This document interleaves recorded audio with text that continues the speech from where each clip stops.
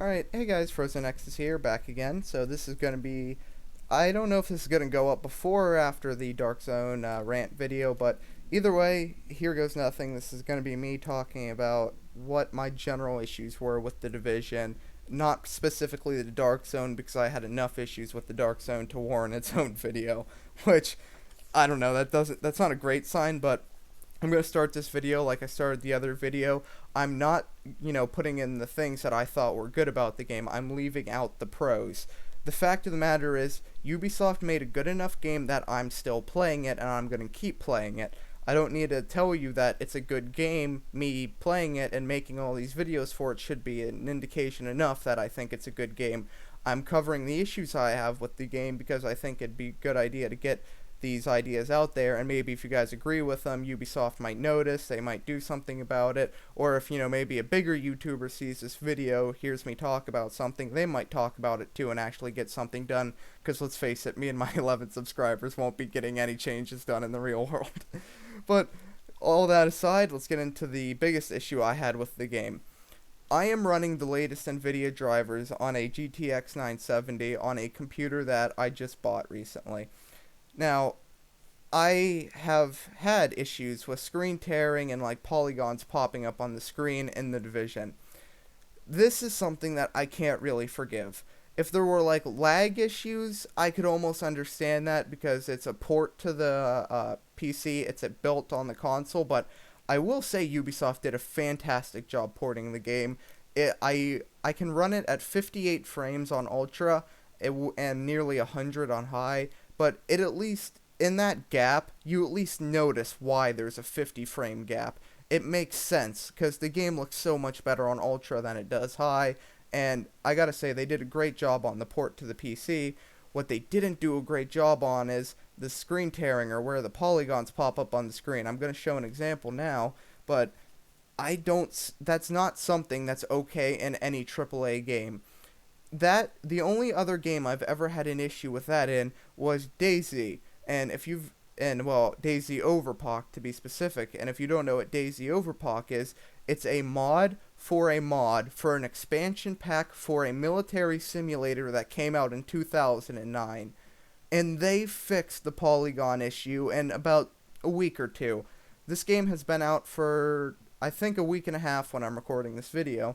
So I don't see it being okay for a AAA game to have the same issue that inception of a mod for military simulator that I just talked about had, and they fixed it quicker. That's I don't know, that's really just a big letdown to Ubisoft. It may just be my computer. I may be the only one that's got the issue, but I highly doubt that because my other friend who's playing it on a GTX 680, I believe, or it might be 690. I'm gonna go with 680 just to not oversell it, but he has the latest NVIDIA drivers as well, and he's had polygon tearing as well multiple times, and it mostly occurs at the base of operations for me, but I've also had it happen during when I was rerunning missions after the first time, and it happened to me during the last boss fight with Colonel Bliss. It was like the third time I died. For all of a sudden, the screen just almost I couldn't see anything because these polygons were all over the screen, and I died. And then as soon as I respawned, it was fine.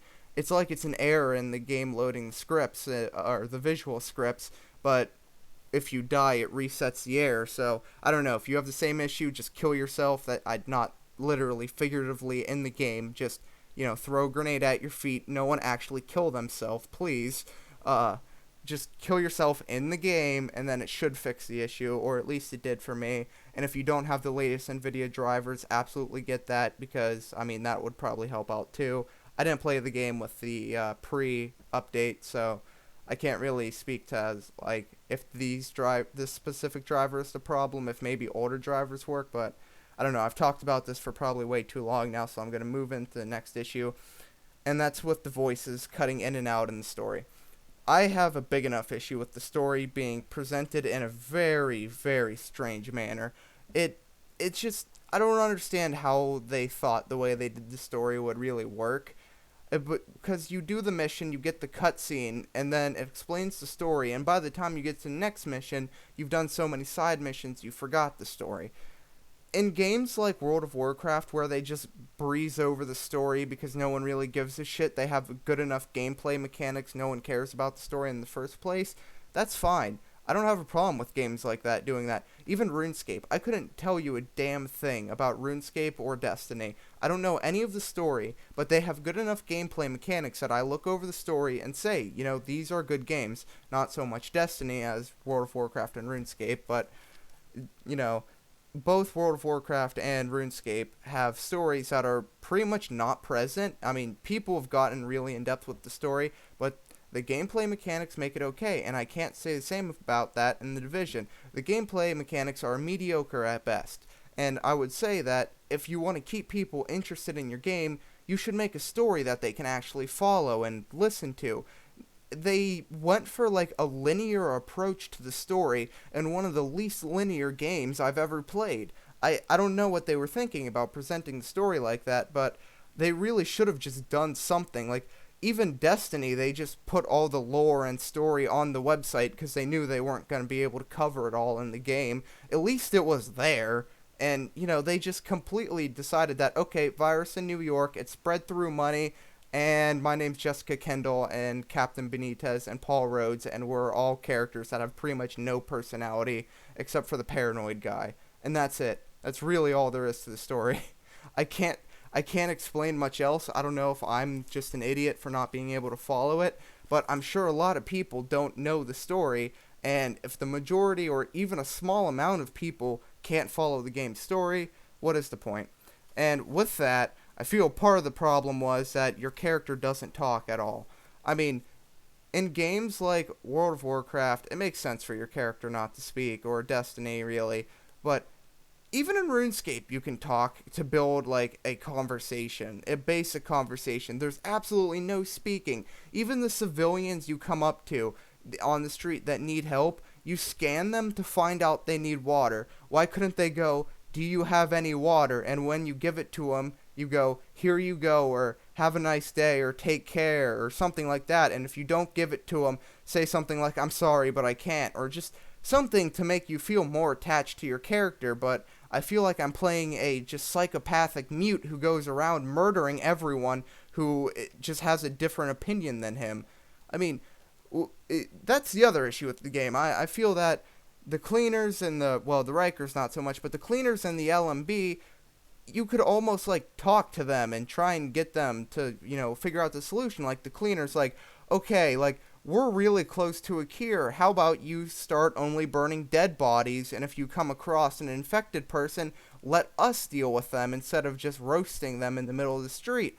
Or with the LMB, like, okay, you take that side of New York, and you can do whatever the hell you want if you want to be left on your own, but you shouldn't stop people from coming over here. Or just, how about you stop murdering civilians and stop being trying to control the city like Hitler did, and come work with us, help us find a cure and save America.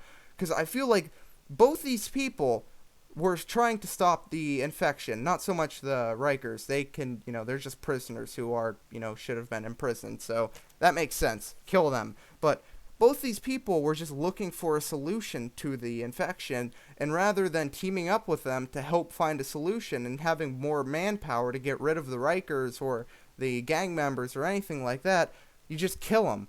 Why? They wanted the same thing as you. If you talk to them like, "Hey, look, here's our research. We're really close to a cure. We think we can do it, but we can't do it if you keep killing all the people we're gonna cure." And I would assume that a man from the Iraq War would say, "Okay, let's test out your cure. If it doesn't work, then we'll go back to killing." And they could have built the story off of that, like the cure didn't work, and then they started killing again, and then you had to, attack them because he wouldn't give you more time to work on it, blah, blah, blah. But instead, it's just, nope, these are other people who have different opinions than us. Go murder all of them. Why? That just bothers me so much. And with that, I felt every boss battle in the game was it was just completely, bland. Except for the Colonel Bliss one, everything was the exact same. Take cover, shoot a guy, light him on fire, shoot him more while he's on fire, reload while he's shooting at you, get back, snipe. There's There's nothing new about it, though. It's the same thing every time.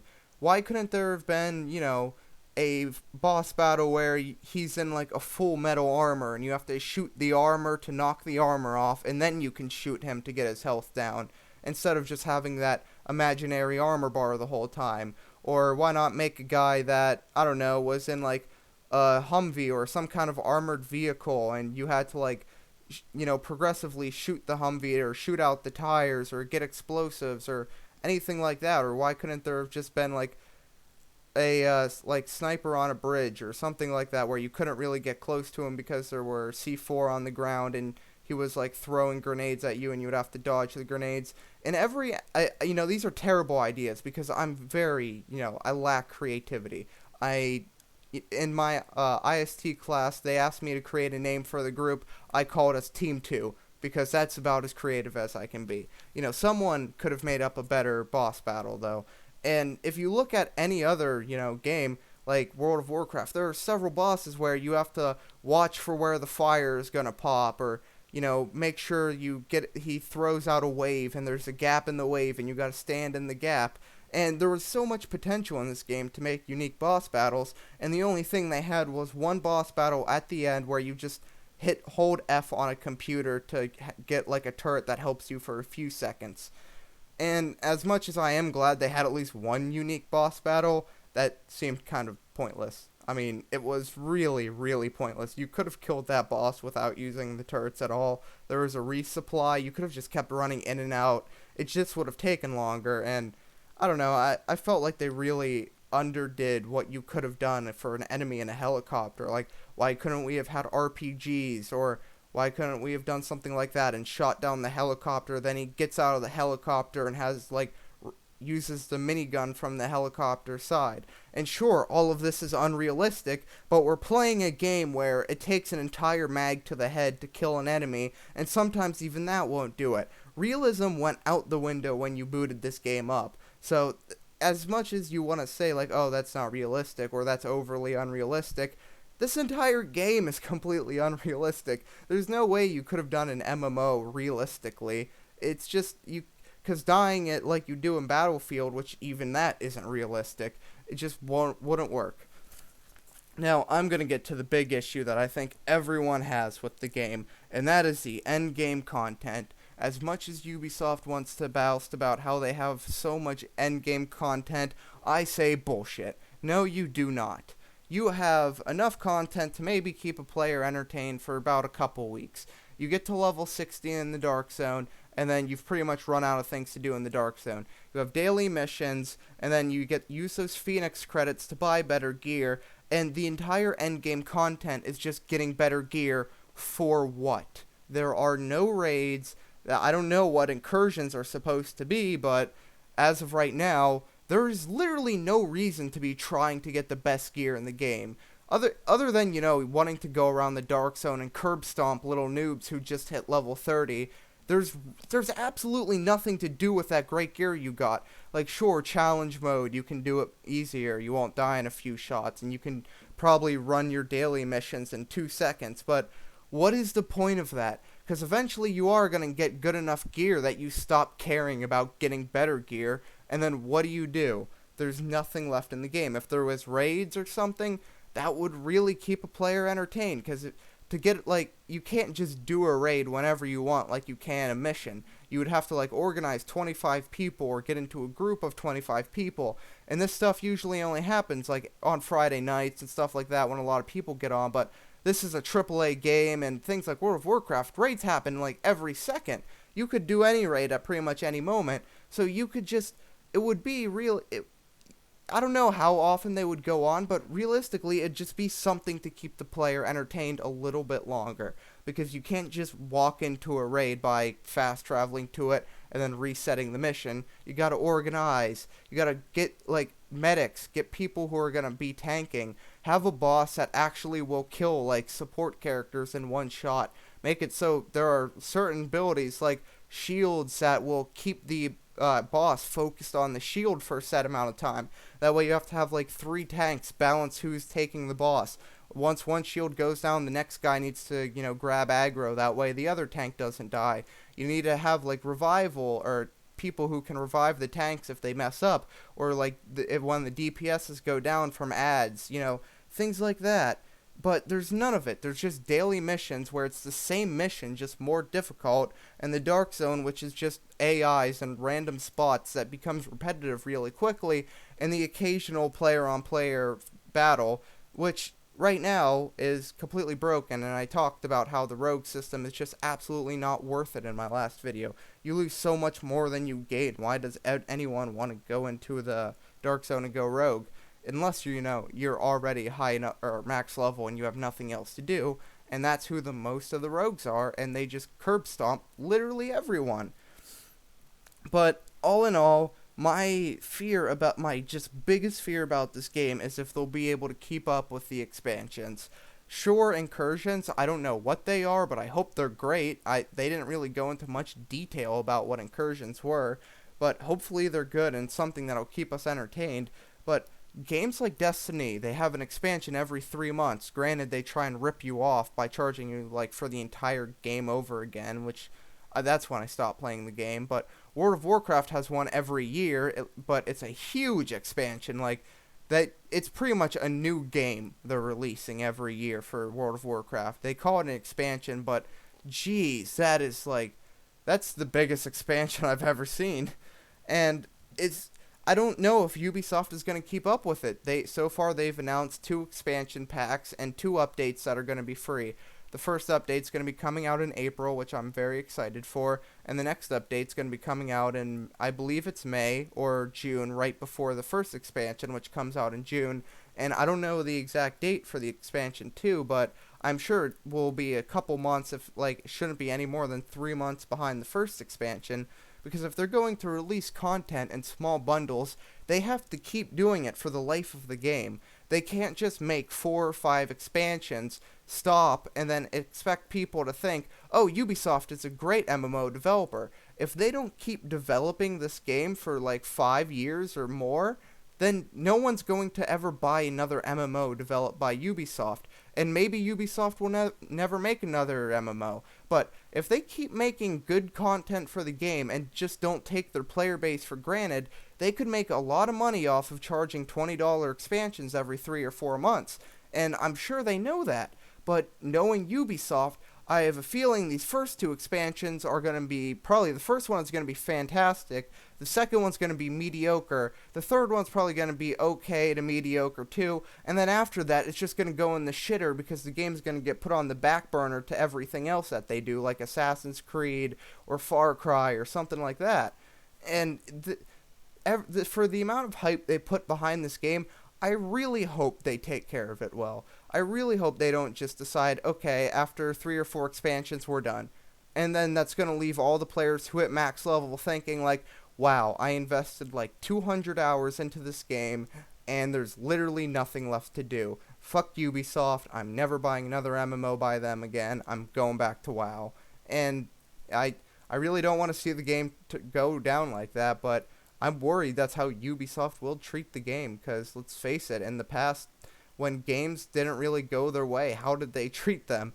I mean, when games go their way, you have the Assassin's Creed model where they just pump them out faster than freaking rabbits pump out kids, but it's just, I'm just really worried, because I want this game to be good, I want it to last for a while, and that's pretty much my biggest fear of it, and I think everyone can agree with me that Ubisoft's track record doesn't exactly, look great for the life of this game, and well, while I hope it goes great, I don't really think it will, and I'm sure you guys have very little hope in it too. I mean, just look at Watch Dogs. That game did not go very well, and guess what? They stopped giving a shit about it. Go play Watch Dogs right now. It's still a turd. They didn't go back and fix anything, make expansions that made the game better. They just said, screw it, everyone hated this game, we're not doing this anymore.